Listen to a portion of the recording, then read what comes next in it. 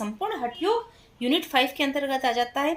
इस यूनिट में सबसे ज़्यादा इसकी क्वालिटी के सबसे ज़्यादा प्रश्न इसी यूनिट से पूछे जाते हैं। कम से कम भी 25 या 30 क्वेश्चन का एवरेज इसी हठ योग के जो ग्रंथ है, 8 ग्रंथ हठ ग्रंथ है, उन्हीं के अंतर्गत पूछा जाता है।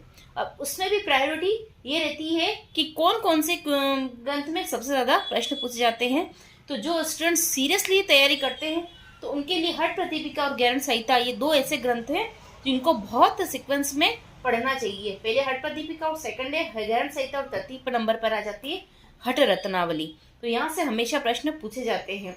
तो इसका परिचय देख लेते हैं कि कौन कौन से हठ योग के अंतर्गत 8 हठ टेक्स्ट है। तो सबसे पहले 8 हठ ग्रंथ इसके अंतर्गत सम्मिलित होते हैं।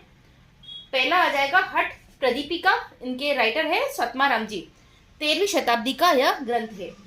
सेकंड है ज्ञान संहिता, महर्षि ज्ञान ऋषि और चंटकपाली के मध्य संवाद है, ये 17वीं शताब्दी का ग्रंथ है। हठ रत्नावली श्रीनिवास योगी जी का ग्रंथ है, 1625 से 1695 उनके बीच का समय काल बताया गया है। गोरख संहिता गोरक्षनाथ जी के द्वारा रचित है, 10वीं शताब्दी के मध्य का काल है, क्योंकि गोरक्षनाथ जी 10वीं शताब्दी के का समय काल इनका बताया गया है। फिर वशिष्ठ संहिता वशिष्ठ जी का है, जो 1150वीं ईस्वी में इसका बताया गया है रचना काल। सिद्ध सिद्धांत पद्धति ये भी गोरक्षनाथ जी के द्वारा रचित है, यह इसका समय काल नहीं पता। शिव संहिता ये भी आदिकाल से है, इसका भी समय काल नहीं पता है और इसका राइटर कौन है वो भी नहीं पता है। योग बीज यह भी गोरक्षनाथ जी के द्वारा ही रचित है, इसका भी समय काल नहीं पता है। तो ये 8 ग्रंथ अपने हठ योग में, ये हठ ग्रंथ इनको पढ़ने कंपलसरी होते हैं। तो ये इनका एक पूरा छोटा सा परिचय हो गया कि किस किस हठ ग्रंथ का कौन कौन रचयिता या लेखक है।